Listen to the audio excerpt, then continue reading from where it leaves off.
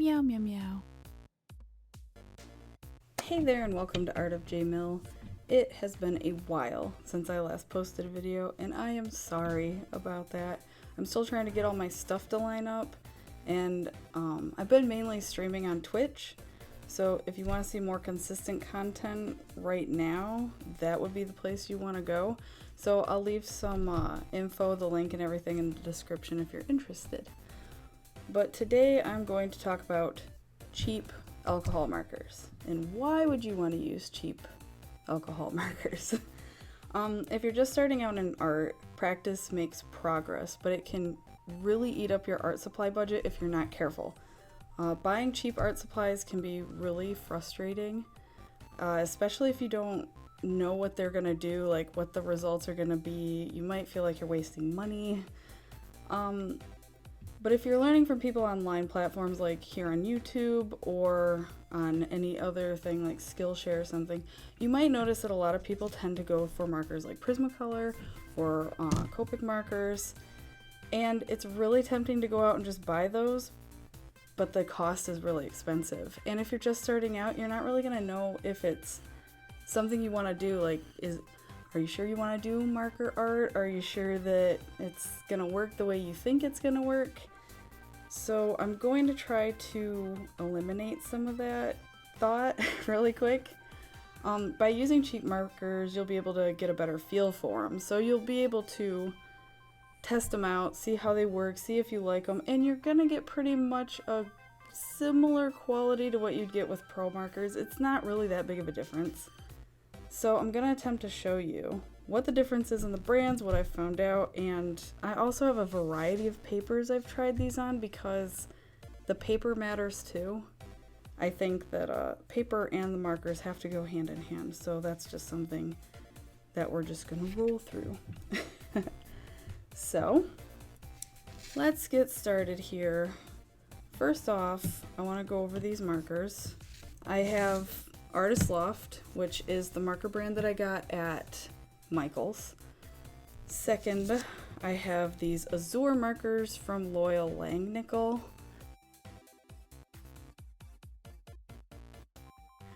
And then we have Prismacolor. Everybody knows Prismacolor, and these are the ones I tested on the papers that I have.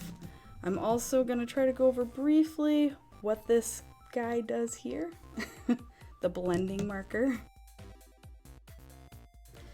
Okay, first we have the Bienfang sketch paper. The Prismacolor did really good.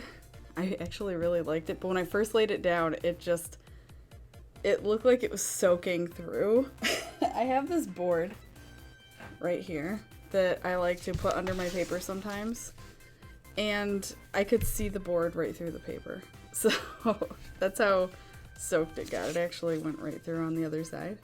The Artist Loft didn't do that great. It has like this weird puddle effect where it has the outline of where it was really thick and it just kind of bled out. The Azure did really good too. It did like almost as good as Prismacolor. Actually, I think it might have done a little better. That might just be because of my color choices. If cardstock's something you want to try, I mean, cardstock's kind of thick and it's a little cheaper in my opinion than buying like marker paper and stuff like that. It does leak through a little, just a little. The Azure really leaks through on all of these pretty bad. The Artist Loft, again, didn't perform that great. It still had that like whole puddle thing going on for some reason. But Prismacolor did good. Azure did really good. And I really liked coloring on this paper. A couple things to note. Number one, you really don't, actually this is just the only note, you don't want to use markers on this paper because watercolor paper, it sucks up water. That's the whole point of watercolor paper, so naturally it's going to try to suck your markers dry.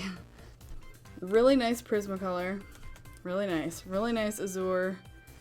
But the Artist Loft, again, every time I go to blend one color on top of another, it does this thing where it's kind of like fighting the colors, so it doesn't want to blend.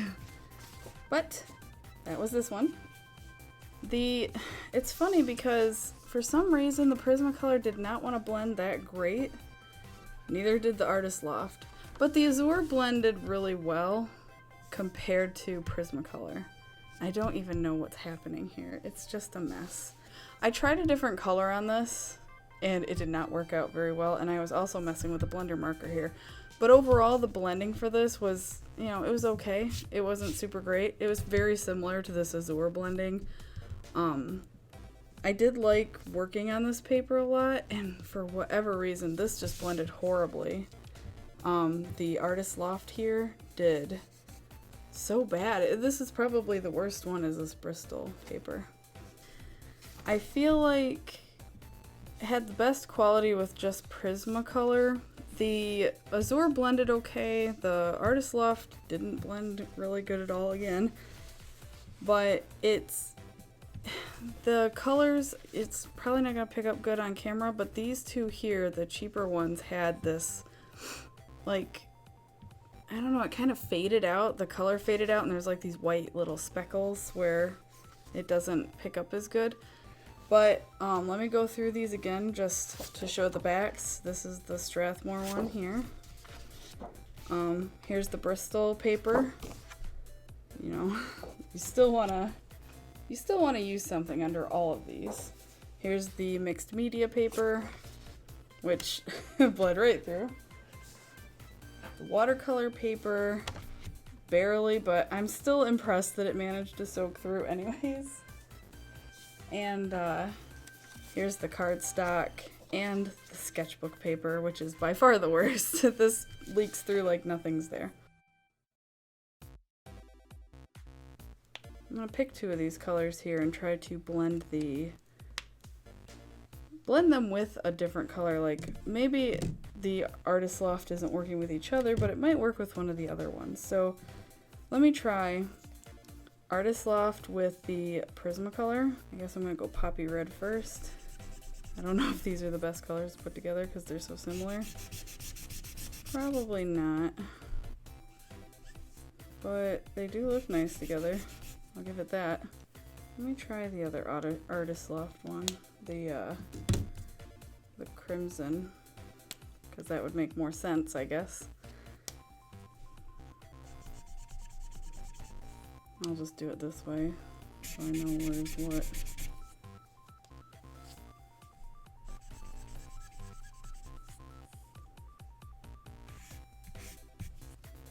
Wow, this is gonna be hard. It's getting really down there now. And then I will try the orange Prismacolor with the red Azure. Alright, let's try Azure.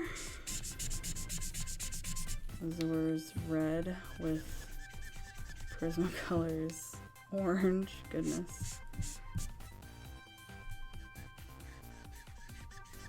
That might actually look nice together, but I'm not too sure. And then I will try the Azure with Artist Loft. And then we will just put those to go together and we'll see what happens. Okay, I'm back, and after these all dried, I can see that the Prismacolor and Azure do not agree with each other like the darker ones. The lighter ones did, but that's probably because you can't really see the difference anyways. But the two here did not blend very well together at all.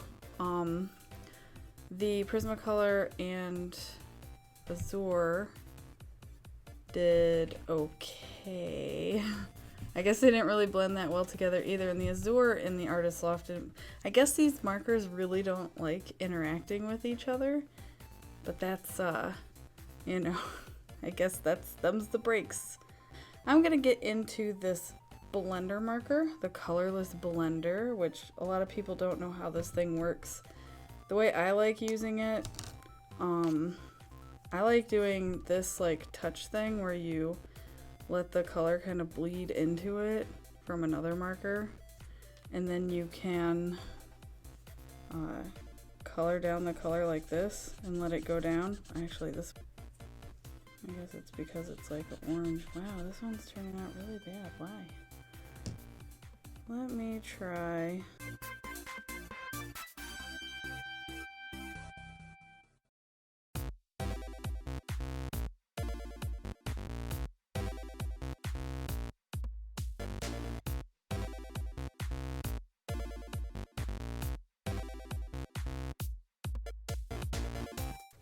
And here I have the blender marker.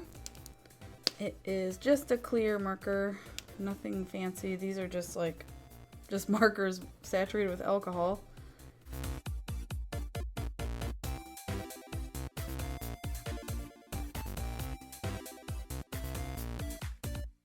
You can also do the same thing with two colors together instead of just the blending marker. So if I really wanted to get more interesting with how the gradients work, push one into the other and then color it down like this.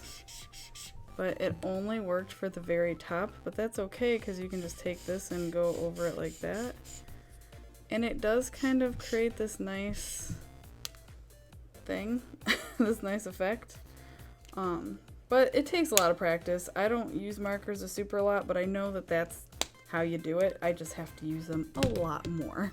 So that's all I really have to share about these markers. My ultimate end goal here is that I want you to find ways to get cheap products to work for you.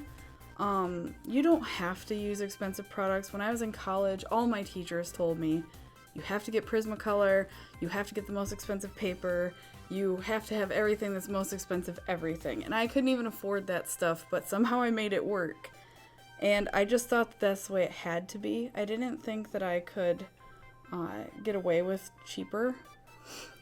But in my opinion, the Strathmore Mixed Media paper is probably one of the better ones to go with as far as paper combination with the markers. But I would also strongly consider this cardstock.